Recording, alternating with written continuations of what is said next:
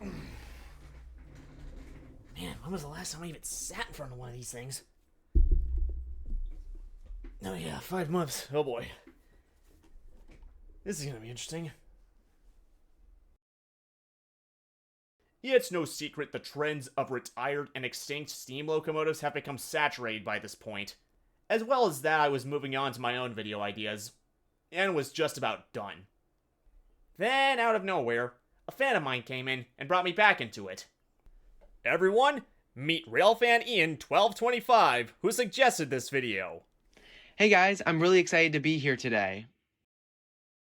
With nobody having previously discussed active steam locomotives that have been previously retired in the preservation era, it was only a matter of time until such a suggestion came right to my own doorstep. I'm the Rocket City Railfan, And I'm Railfan Ian 1225.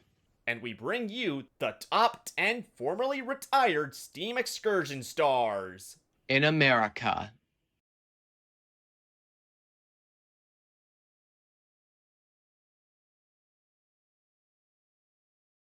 Number 10. Gulf Mobile and Northern G1 number 425. This 1928 Baldwin Pacific and its sister number 426 were built to replace 4 older ones that the railroad had sold to the Louisville and Nashville.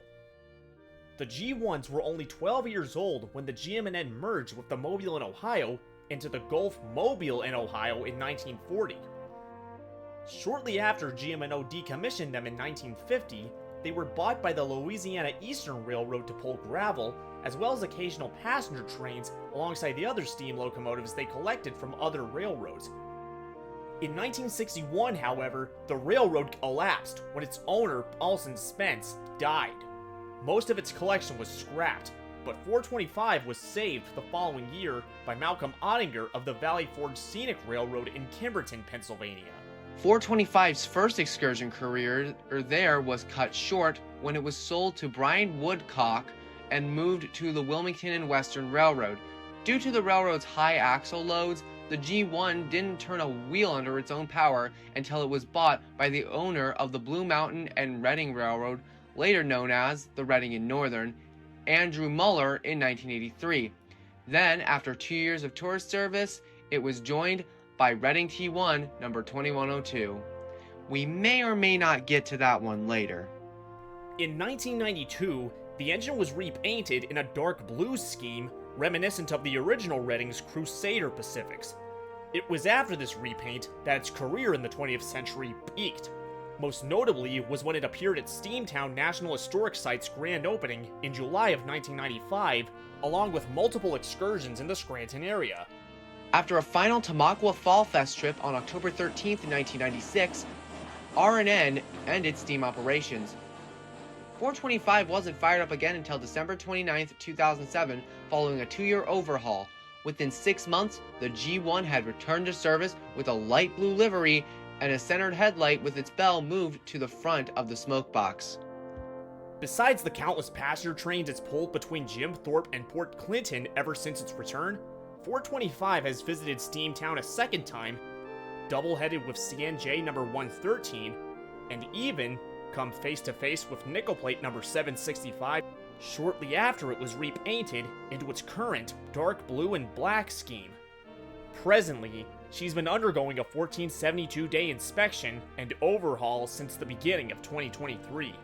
Whether or not this one will lead to it getting another makeover, the G1 is destined to return to steam in a few years.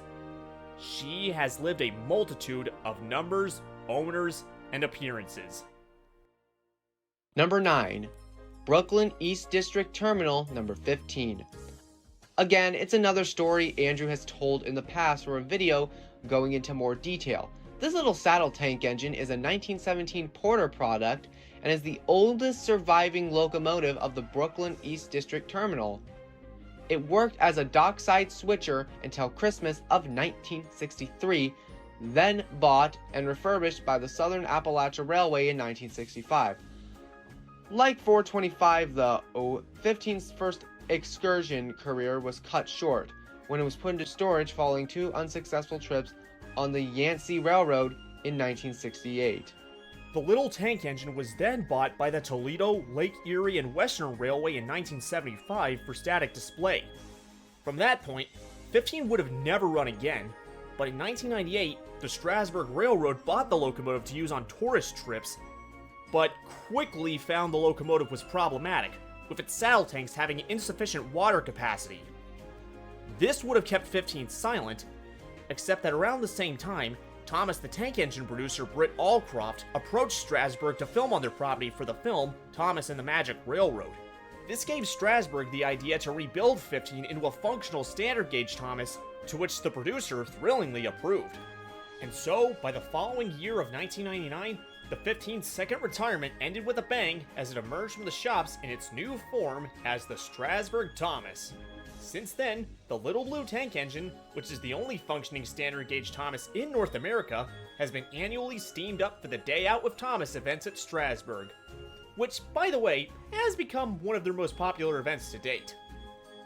Despite whatever conditions ignite from 15's rebuild, it still doesn't change the fact that it may have influenced the popularity of the events throughout the continent, as well as possibly leading Strasburg to build 5 more Thomases and a Percy, all of which are dummy models.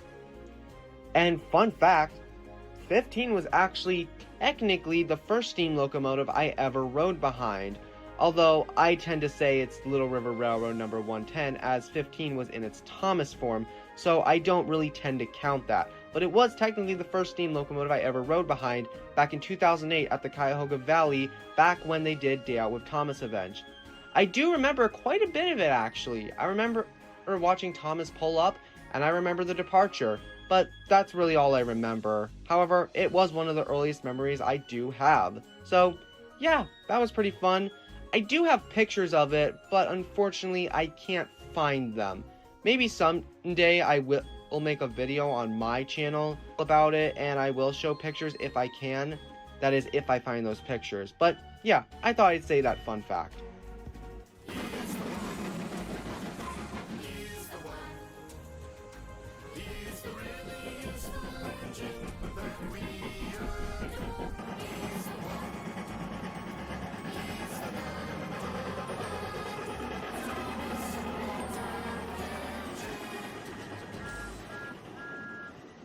Number 8. Florida East Coast number 148 was the 8th of the railway's 141 class Pacifics built in 1920 by Alco at Richmond to pull passenger and freight trains between Jacksonville and Miami, Florida, as well as on the oversea route to Key West until its destruction in 1935. Then, in 1952, the Pacific was sold to U.S. Sugar in Lewistown for pulling sugarcane trains from the company's harvest fields to the sugarcane fields alongside 3 other former FEC Pacifics. 148 was the final U.S. sugar steam locomotive to be decommissioned in favor of diesels, with its final revenue run happening in 1968, and then it was bought by Sand Freeman the following year and moved to the Black River and Western Railroad in Ringgoes, New Jersey. From 1971 to 1977, the 148 operated on multiple tourist railroads in New Jersey as well as on a few mainline excursions, most notably appearing in a segment of The Tomorrow Show when it carried show host Tom Schneider and a film crew on board an excursion on the CNJ mainline from Raritan. I think I said that wrong. I'm very sorry if I did. I'm not great at pronunciations. To Bayhead in December of 1975. 148 became inoperable and was retired in 1977. When Mr. Freeman died in 1982, it was donated to the Connecticut Valley Railroad Museum. From that point on, 148 was moved, bought, and sold all over America as multiple owners attempted to rebuild it, but failed.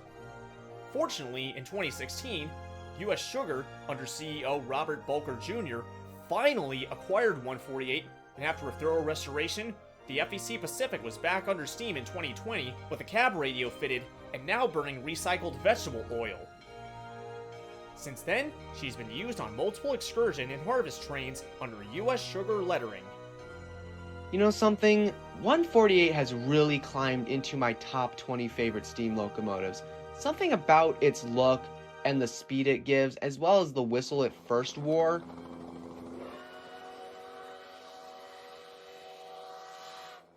Just always reminds me of old school steam locomotives. I really liked it. Number 7. U.S. Army S-160, number 1702.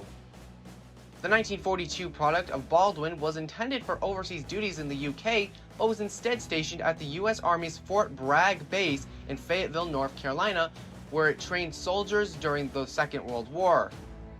When the conflict ended, the S-160 was sold in 1946 to the Warren and Saline River Railroad, or WSR, in Warren, Arkansas, who immediately modified it to North American standards.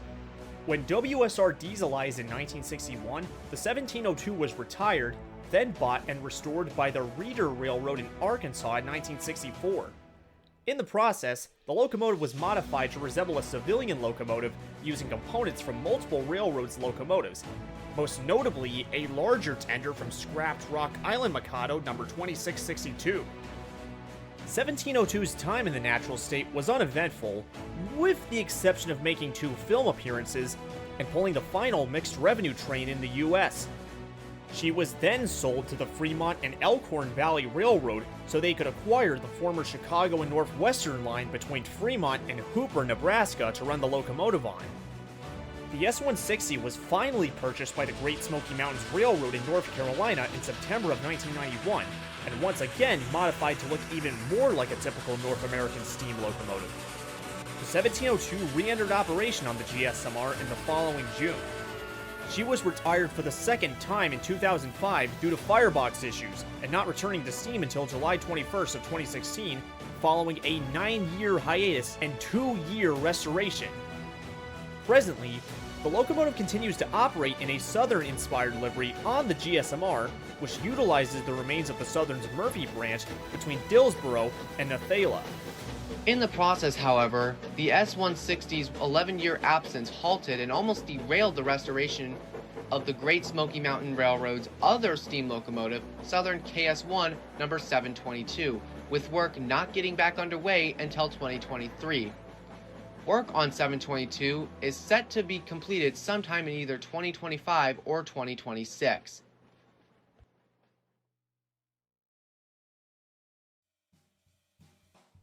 Number 6. Baldwin number 26. An 060 tender switcher that spent the first 19 years of its life operating at its own birthplace at the Baldwin Locomotive Works in Eddystone, Pennsylvania. With at least 2 identical sister locomotives, the 26 muscled raw materials around the plant in the company's standard olive green paint. In 1948, the year before Baldwin turned out its last domestic steam locomotive, 26 was sold to the Jackson Iron and Steel Company in Ohio and renumbered to 3. It's unknown how long the 060 remained in use by JINS, but in 1979 it had been retired. That was when Jerry Joe Jacobson saved the locomotive from being cut up and eventually had it moved to the former Nickel Plate Road Museum in Bellevue, Ohio, and in the process restored it as Nickel Plate number 17. She was eventually moved and sold to Steamtown at their present location in Scranton, PA by 1990. Upon returning to operation, the 26 was reverted to its original guise and used to shuttle visitors around the site until its grand opening in 1995. After 4 years of shuttling around the site, the engine was once again retired in December of 1999 to undergo a Federal Railroad Administration mandated overhaul. This one took 16 years to complete because of the locomotive's dreadful mechanical shape, from a bent frame to multiple components needing to be completely replaced. The work was grueling, but nonetheless, on December 10, 2015, just 3 years after Canadian National 3254 was retired, 26 was back under steam, once again leaving Steamtown with at least 1 active steam locomotive.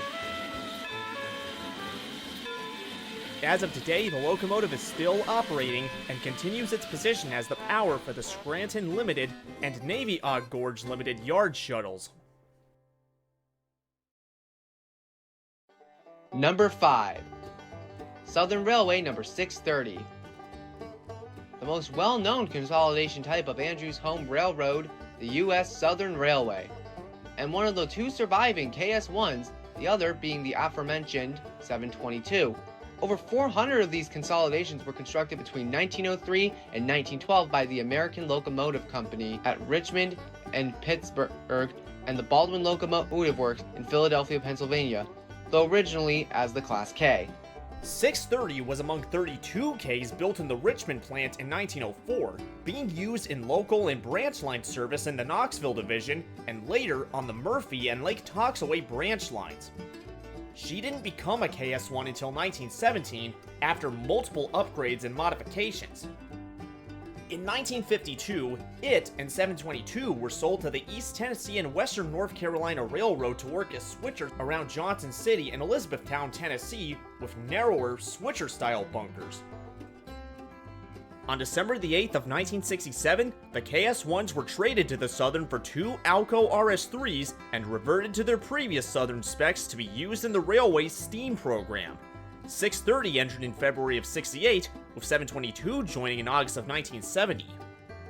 The Excursions became so popular that by 1977, after less than a decade of heading them, the KS1s had been superseded by larger superpower locomotives to take over the increasing workload, and loaned to the Tennessee Valley Railroad Museum in Chattanooga. Eventually, though, 630 was retired again in November of 1989 for a major overhaul, with it finally being donated by Southern's successor, Norfolk Southern, in 1999. The overhaul took 10 years, being completed in March of 2011, just 3 months after 610 ran for the last time. TVRM didn't have any operating steam locomotives between the time of 610's last run and 630's return. As of the making of this recording, which is May 26 of 2024, 630 is the only one on this list that I've actually seen under its own power in person.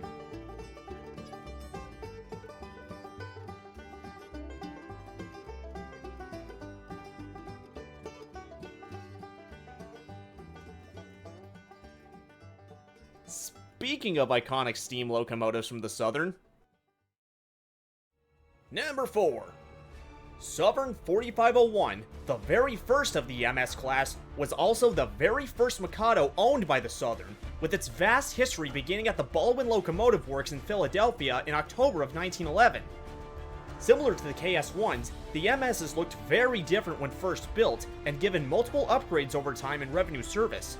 Her life on the Southern was uneventful, and in 1948 was sent to be scrapped in Indiana. Luckily, the Kentucky and Tennessee Railway stepped in and bought the MS on October 7th when its general manager, L.C. Bruce, stumbled upon it. In 1961, future TVRM founders Robert Soule and Paul Merriman stumbled upon the 4501, which was now Kentucky and Tennessee number 12, in Kentucky when documenting the final operating steam locomotives in the east of the United States. Its distinctive Southern looks led to Merriman buying the MS after K&T retired and replaced it with Alco S2s in 1964. After a thorough restoration, the 4501 returned to the high iron sporting its original number and the Southern's Virginian green and gold lining scheme. They couldn't get their hands on the sole surviving PS4, which did wear it in revenue service, and pulled the very first steam excursion train of the Southern Steam program in August of 1966. 4501's first excursion career, which lasted until 1998 on both the TVRM and Southern, later Norfolk Southern, was eventful. The biggest highlights include double and triple headers with the two KS1s, and later the bigger engines like Norfolk and Western 1218 and Texas and Pacific number 610. When she wasn't running excursions, the MS appeared in 5 movies. One of them was 1974's Riding the Rails, the great American train story that featured singing legend Johnny Cash at the throttle for the Hurt music video. Maybe the biggest moment of 4501's life was in October of 1969 when it and Savannah and Atlanta number 750 were seen side by side at Steam-O-Rama in Anniston, Alabama, with the most famous steam locomotive in the world, the one, the only, Flying Scotsman from the former London and Northeastern Railway of the United Kingdom. This happened at most months after having its old tender replaced with a larger one from a scrapped Central of Georgia 210-2. her first excursion career was not without bumps, because she did suffer a number of mechanical issues and sidelinings. She was eventually retired after its boiler certificate expired amidst rising operating expenses in September of 1998.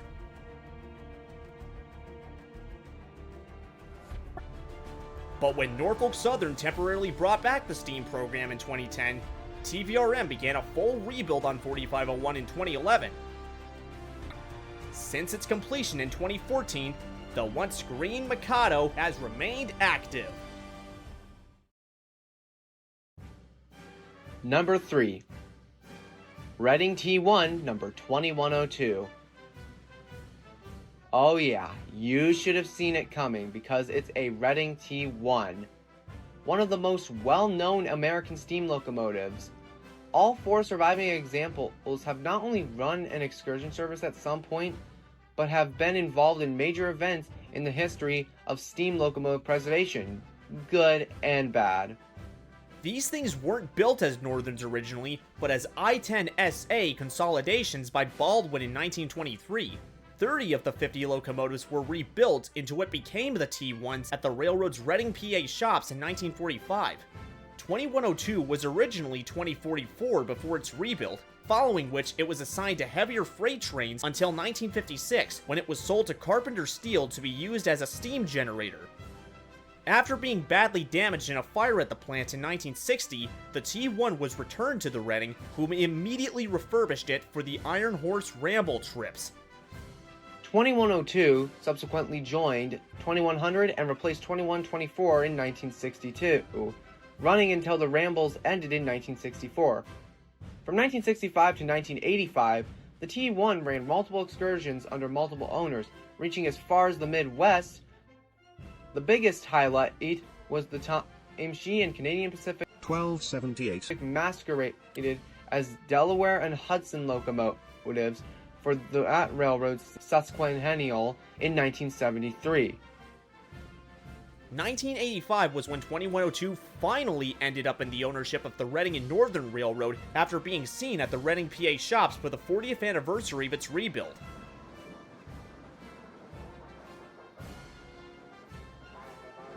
But after 6 years with R&N, she was retired again when her flu time expired, and then went on a quarter-century hiatus, which involved spending 2 years at Steamtown for a restoration that never materialized. It was not until 2016 that a full restoration finally began, with 2102 coming back to Steam in April of 2022.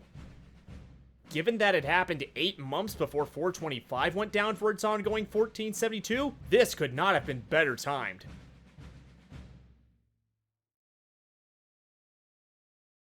Number 2. Burlington Route 01A, number 4960. The Chicago, Burlington, and Quincy Railroad, better known as the Burlington Route, took order of its final batch of Mikados in the form of 60 01As from Baldwin in the same year that Flying Scotsman was built. The 21st member, 4960, lived an uneventful revenue service life of pulling freight trains in the Chicago and Beardstown divisions. Similar to Union Pacific 844, this engine wasn't retired when her revenue service ended in December of 1958 because she was immediately brought into the Burlington Steam Excursion program, with her first fan trip happening on the 28th between Chicago and Galesburg and back. By 1960, the 01A and the now long-deceased 04B Northern number 5632 were the only steam locomotives running excursions.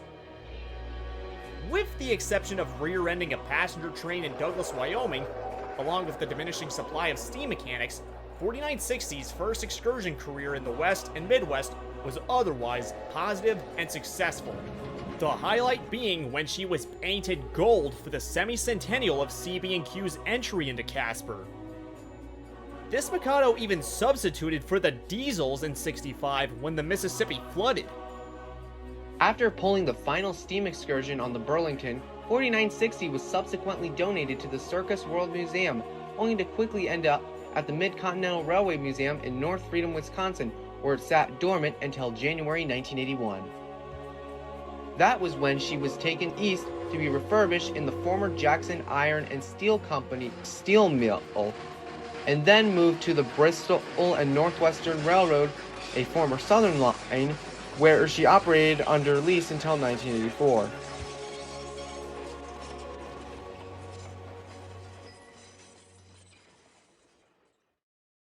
But with the economic recession of the 1980s leading to 4960 being used less and less, she was retired for the second time the following year.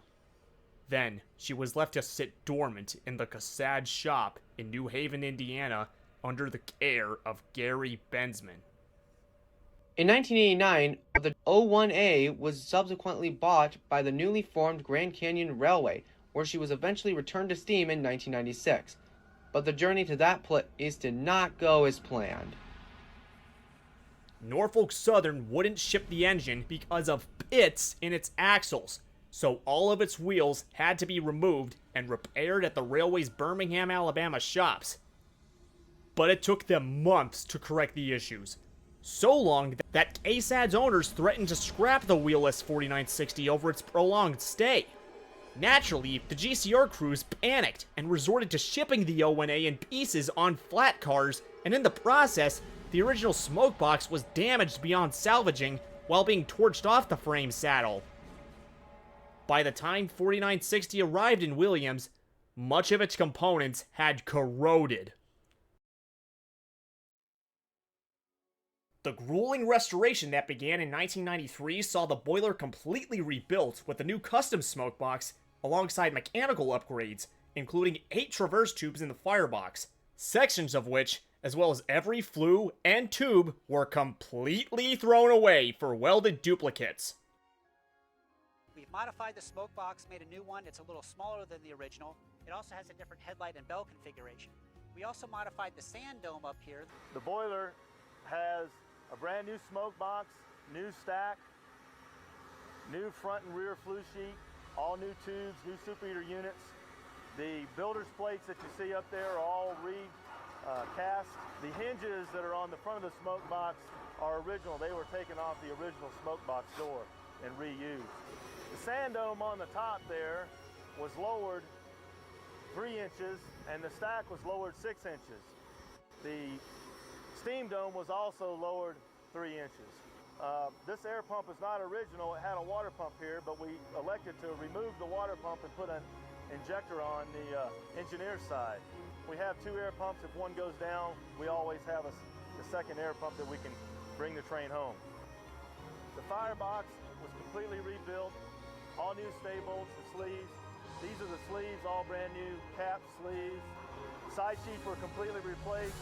The combustion chamber, the rear door sheet, the rear flue sheet, the front corners inside the firebox. On the back head inside the cab, we replaced the part just around the door. We replaced 2,400 stay bolts. Of those, 900 were flexible. Back in this area underneath the cab here, we had to do a lot of modifications to adapt this big tender. One of the things we had to do was raise the back end of this frame up 6.5 inches to match the buffer on the tender. You can see how it matches up real well now. The original Burlington tender was a scrapyard wreck, and not big enough for a round trip. The old tender was rotted out completely. It would not hold water. So they had to get a larger 18,000 gallon tender from scrapped Sioux Line 482 number 4012 and convert it from coal to supply 3,800 gallons of oil. The 4960 was also given a massive makeover with a boiler tube cowcatcher and a center-mounted dual-beam headlight on the smokebox door being the most significant.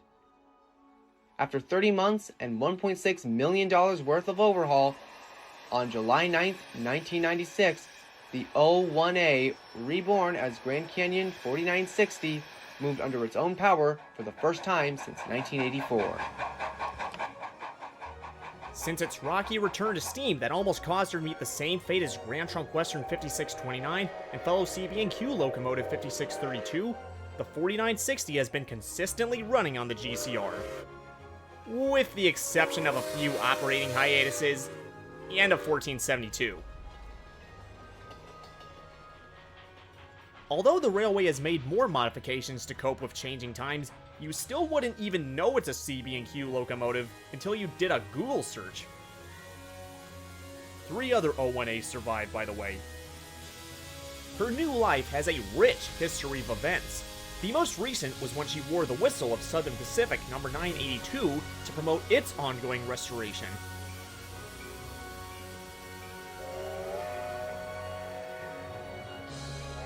Which coincidentally happened exactly 5 years after Union Pacific number 4014 returned to the main line.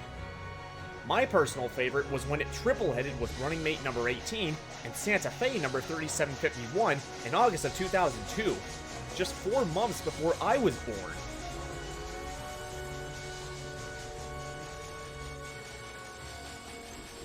Okay, yeah, I had to go on for a bit because I really love the West, especially all the railroading stuff about it. And also because this is the only engine on this list from a Western railroad. Everything else just so happens to be denizens of the east side of the Mississippi.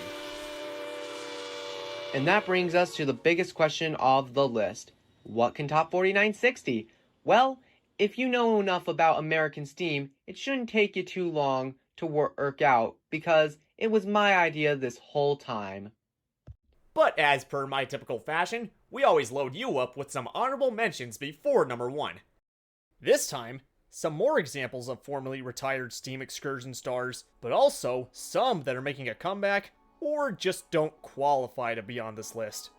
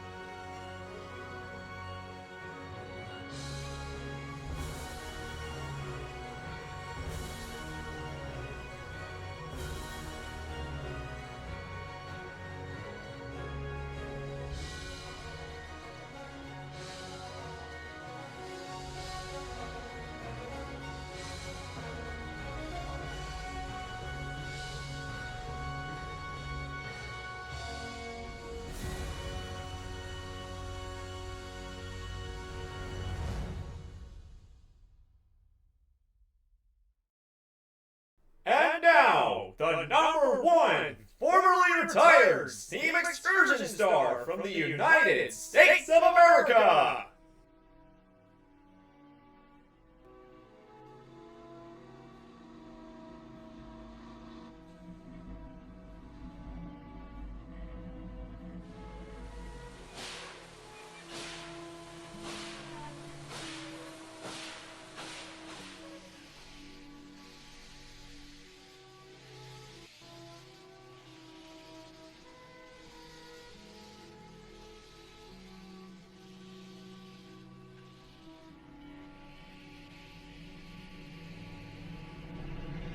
Norfolk and Western number 611.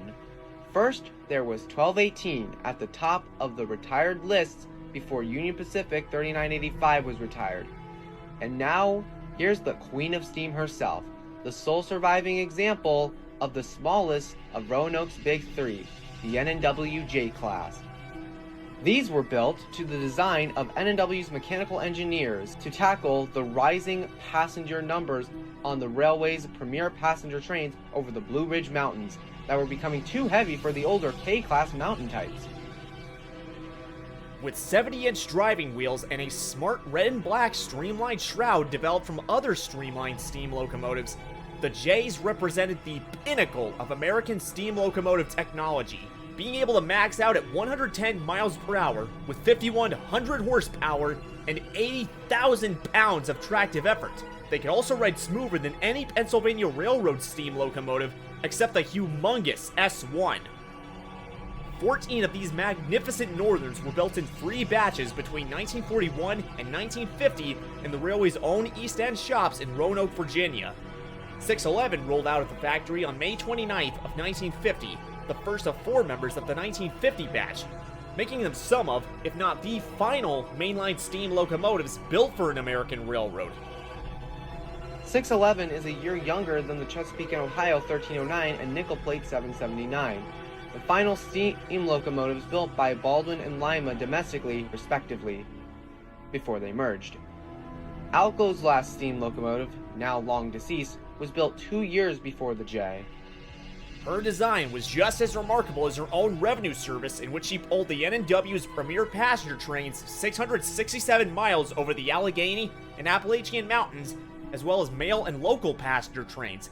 The J even ferried the Southern's Birmingham Special, Pelican, and Tennessean 209 miles between Monroe and Bristol, Virginia. What's more, she even double-headed between sister locomotive 613 on Dwight D. Eisenhower's presidential campaign train from Columbus, Ohio to Canova, West Virginia on September the 24th of 1952. Though similar to 4960's time in the CB&Q program, 611's revenue service was not without snags. She was involved in 8 accidents in her revenue service. The biggest of them was on January 23, 1956, when she flipped over in the Tug River in Cedar, West Virginia while pulling the Pocahontas due to overspeed at a curve. Yet ironically, the Tug River wreck actually helped save 611 from being cut up when N&W sent it for scrap in Bluefield, West Virginia. Long story short, the J's post-wreck overhaul left her in better mechanical shape than the other J's waiting for scrap before it. Vice chairman of the Roanoke chapter of the National Railway Historical Society and future Southern Railway officer William Claytor Jr. noted it when convincing then Norfolk and Western President Stuart T. Saunders to save the J and move it back to Roanoke. Saunders obliged, and it happened on May 22nd. After 2 excursions to Norfolk, the 611 ran for the final time in revenue service on a farewell trip from Roanoke to Williamson and back. Upon returning, the J was put in the Schaffers Crossing Roundhouse next to M-Class locomotive 475 and officially retired on October the 27th. Following 3 years being spent as a stationary boiler behind the Roanoke shops, Saunders donated the 611 to the Roanoke City Council. With a cosmetic restoration and upkeep, she was placed on static display at the then brand new Roanoke Transportation Museum.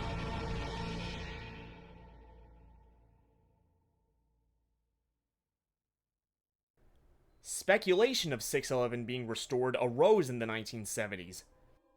It was in the same time period the steam program trains on the Southern, later Norfolk Southern, were becoming so heavy they were looking for more powerful steam locomotives to take over for the existing ones. 2 weeks after becoming president of the Norfolk and Western on September 30th of 1981, William's brother Robert managed to get 611 leased for the program, and with it, the J was removed from its display, inspected, and taken to the Southern Steam Shop in Irondale, Alabama. Then she underwent a full rebuild by a Southern master mechanic and his team under the supervision of 2 former Norfolk and Western employees.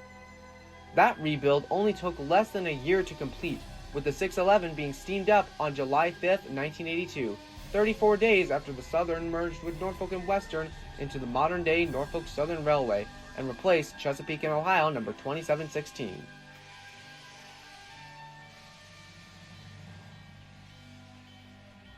With the steam program retained, and thus doubling mileage to use, the reborn J made its break-in run, with Robert at the throttle and his son Creston as fireman, from August 20th to 22nd.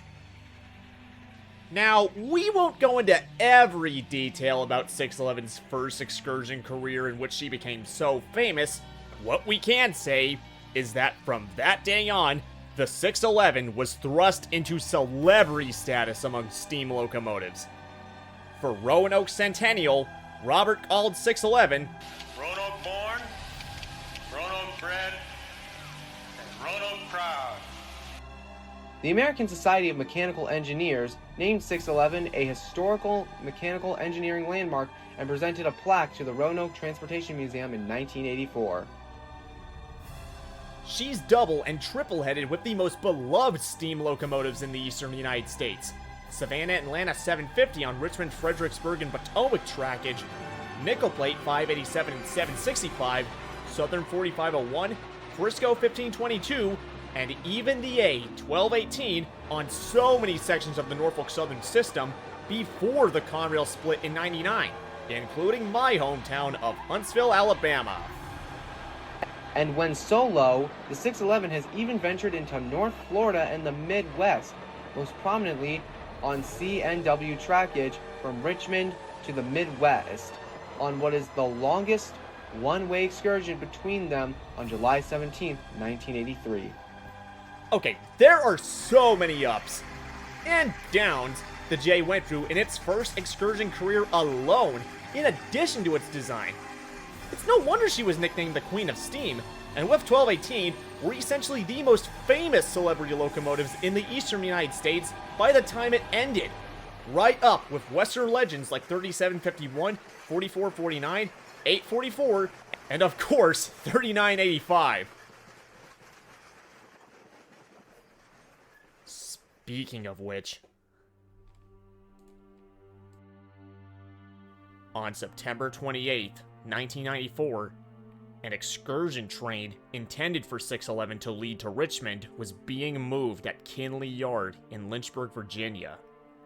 In the process, 9 coaches derailed. 2 of them were deemed unrepairable.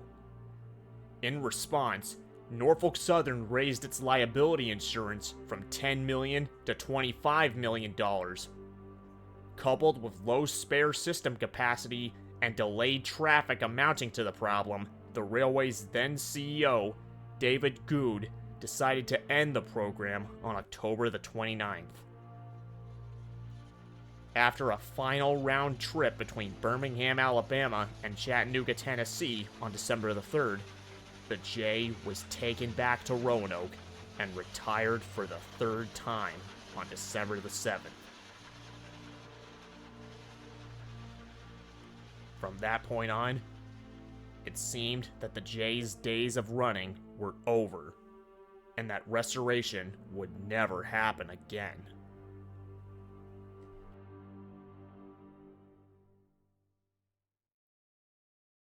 But in 2011, Wick Moorman brought back the steam program, and once again, speculation of 611 being restored spawned. And by May 24th of 2014, it all came true when, after sitting dormant for 2 decades all over Roanoke, the 611 was towed out of the VMT and taken to the North Carolina Transport Museum in Spencer the next day to be restored again.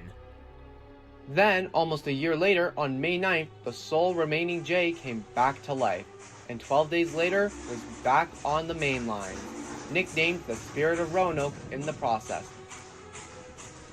The 21st Century Steam program ended in response to Hurricane Joaquin, but that hasn't stopped the J and the museum from maintaining her dominance among other active steam locomotives in the eastern U.S. She's still been able to track onto NS trackage with much fanfare.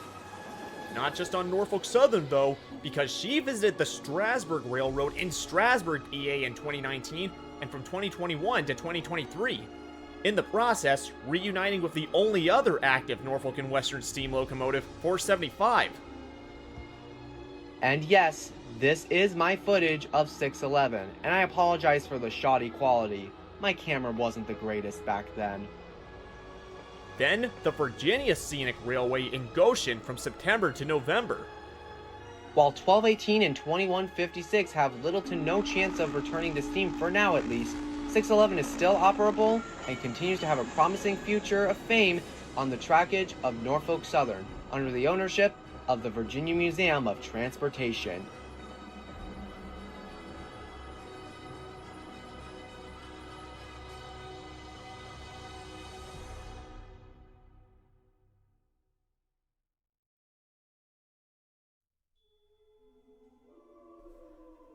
The Queen of Steam, the spirit of Roanoke, and the sole surviving Norfolk and Western Northern type has been through so much ever since it rolled out of the factory at Roanoke for the first time. From having taking the brunt of 8 accidents in revenue service to coach protection in the preservation era, from doomed streamliner to celebrity courtesy of dedicated enthusiasts turned passionate railroad executives, and from a static relic of the NNW to a living icon of American history in the entire eastern U.S. It's no wonder why the J, number 611, has rightfully earned the titles and legacy it deserves for the millions of people, enthusiast or not, toward whom it's been a source of joy and awe, marvel, and respect on behalf of the entire American rail industry, its future, its history, and its employees, the people who built, maintained, and rebuilt her, and the preservation of steam locomotives. And that's why it deserves the spot as the #1 pick on our list of formerly retired steam excursion stars in the United States of America.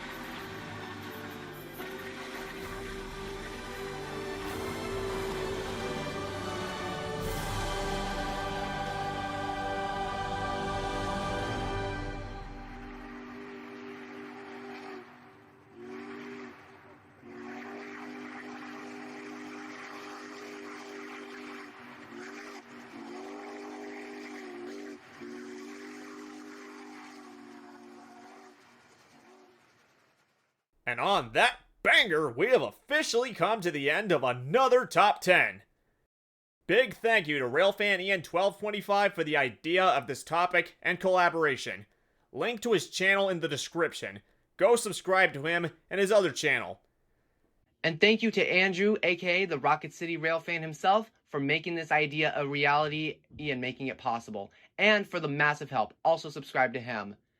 And before I go, I just want to mention that originally my channel was gonna be called Peanuts Railfan 1225, which still exists, but it's a different name. It's now called Ian the Peanuts and Sanrio Fan. Now, please do not shoot me in the comments for that if you know what I'm talking about. You'll see it right here. But I, of course, as you guys know, I moved to my Railfan content, or I'm in the process of moving my Railfan content to my Railfan channel, as you know, Railfan Ian 1225. So make sure to go subscribe to that channel. It's a fresh new channel, and I would love the massive support because my videos are pretty high quality considering I usually just take them on a phone. So pretty impressive for that reason. But again, make sure to subscribe. I really need it. Feel free to leave your own ideas for more top 10s in the comments, and if you would like to collaborate on my channel or your own, or even a version for steam locomotives from other countries. I'm Andrew, aka the Rocket City Railfan. And I'm Ian, aka Peanuts Railfan 1225. Have a great day. Thank you for watching, and we'll see you again on the High Iron.